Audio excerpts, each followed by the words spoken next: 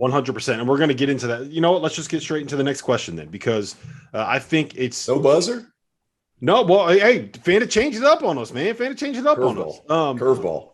So we spent a lot of time talking about the inefficiency of the guards in the Big 12, right? If you look at kind of who's transferring in the top three programs, we have James Akinjo, we have Marcus Carr, and we have Remy Martin. And those three guys have never really won at a level that you would expect out of teams that are where they're now veteran point guards, right? Like we talk about Remy all the time because of his inefficiency and his inability to win big games. And I think it's really interesting that the guy that is kind of considered the good incoming transfer is Marcus Carr, who shot a lower field goal percentage than Remy last season, shot a lower 3-point percentage than Remy Martin last season, had the same offensive rating, which was not very good, at the same kind of usage rate. And in his career at Pitt and at Minnesota is 14-44 in conference play. He went 0-18 as a freshman at Pitt. He won 14 games in 2 seasons at Minnesota. And this is the guy that we're anointing as the star point guard for a Texas team that we think can win the Big 12. Remy Martin was the leader and the point guard in the face of so many disappointing and underwhelming teams at Arizona State. Tio, why don't you take this one first? Why should we buy into these point guards in the Big 12? And do you think that Remy and Marcus Carr are going to be good enough to carry teams that we expect to win national titles? Look at the coaches they're going to be playing for. I mean, that's my biggest point right away. Remy Martin's going to have weapons everywhere with their starting lineup. Agbaji, Christian Braun should be a better shooter this year. Only shot like 33% last year. He's a better shooter than that. He was a 40% shooter as a freshman. He'll be better this year. And then they also have Jalen Wilson, who I'm in disagreement a little bit with you, Dauster. I think he's a pro. I think he's really, really good. And Bill Self is going to be like, hey, I've gotten enough guys to the NBA. You don't want to listen to me? Come on, let's be better. You look at Texas. So that's why I'm buying Remy, because I think he gives Kansas something they didn't have last year. Somebody who could get in the paint off the dribble. They needed that. Texas, you look at Chris Beard and who he's brought in. He's always brought in transfers. Last season, he brought in a guard that was very inefficient at his previous stop in the Big East, Mac McClung, Georgetown, who just signed a contract with the Lakers. I don't know if it was a two-way or not, but he does well with guards like that because he can put them in position, but he also gives them enough freedom to go make plays at the end of the game. Look what happened. Texas Tech was at Texas last year when McClung hit it at the end of the year. Beard just said, go be you. But I'm going to make you play within these restraints. But once we get to the end of the game, I'm going to let you be you. And then, of course, Scott Drew at Baylor. That might not be a better fit for Akinjo. So I like all three guards. I like all the coaches that they're going to play for. I think it's a good fit. Those three teams at the top of the Big 12 with Oklahoma State just kind of waiting over there in the weeds, I think those guards are all in perfect situations for both their personalities and style of play that what the Big 12 kind of represents and the style of play that they employ.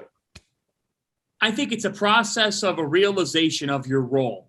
That's right. Yeah. So that's the biggest thing here. And to me, the player who is set up most to realize what that role is Marcus Carr, because he is playing alongside Courtney Ramey and Andrew Jones in the backcourt. And I think Courtney Ramey has all the makings of being that knockdown shooter who is consistently knocking those shots down when he has someone that's helping him out too and setting him up. And I look at what Texas is, guys, and I see a team that has a mix of impact transfers, guards who stayed in Austin, and a head coach now who he has built everything organically. Chris Beard has done everything throughout his career the tough way. He's gone about it the tough way. It's how he builds programs. And having seen him, if he could build Mac McClung into a more efficient player, that is the biggest case of an ability to coach up a guard and get him to become more efficient that I've seen the last couple of seasons, because I watched McClung at Georgetown, and frankly, he was inefficient and then some. I look at Texas, guys, and I was up late last night, okay? I'm in bed. I'm tossing and turning, and I'm doing homework on this podcast, and I probably should have looked up that Namari tore his ACL. By the same token, I was up late tossing and turning, and I start to look. You know what? You just needed news record Terrence Oglesby to jump in there and let you know. That's what it was. I did. I don't want to be that guy. Exactly what I needed in my I need that in my life. There should be an Oglesby Plus. We sign up for text alerts. We pay $3.99 a month. Okay, I digress.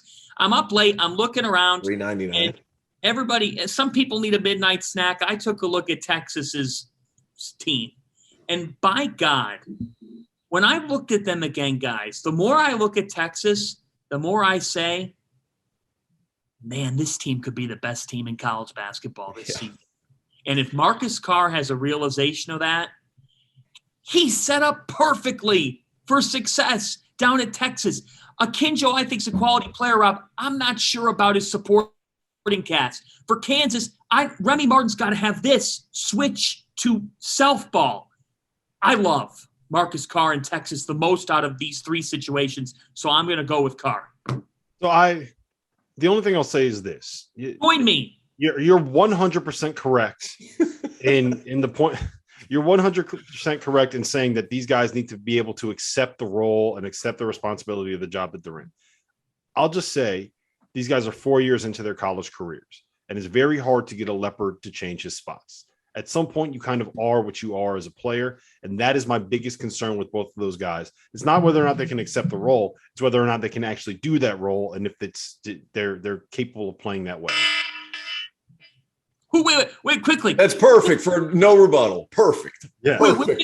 Which of the three teams, if one of those guards didn't pan out, who do you trust the most out of those three teams? If the guard doesn't pan out, probably Kansas, just because I think I trust Bill Self more than anything else. Chris Beard, I will say this: they have been very impressed. They've been very impressed with Devin Askew. Very impressed with Devin Askew. So maybe know what? Maybe I am. I'm gonna change my pick. I'm gonna go with Texas. There you come on get on the bag. Get on the covered wagon. Hook 'em. The covered wagon. Come on, you ever play Oregon Trail in grade school? The old computer game? Come on. I didn't make it very long. I didn't make it. I didn't either. I was dead about halfway through the day. There you go. Oh man. All right. So Texas officially a basketball school according to the one and only John Fan.